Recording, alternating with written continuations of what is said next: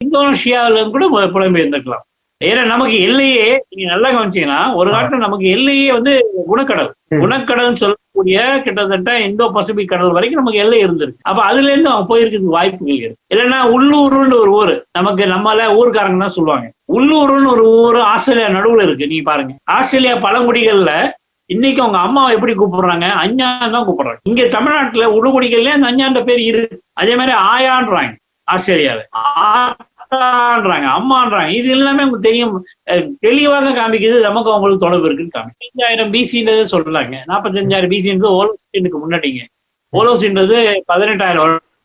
இப்ப உலகம் முழுக்க அந்த 18,000 வருட வரலாறு தான் தெளிவா பேசுறாங்க. இந்த பிளியோசிசி சொல்லுவாங்க. குவாட்டனரின்றது ஒரு 25 லட்சம் வருஷங்க.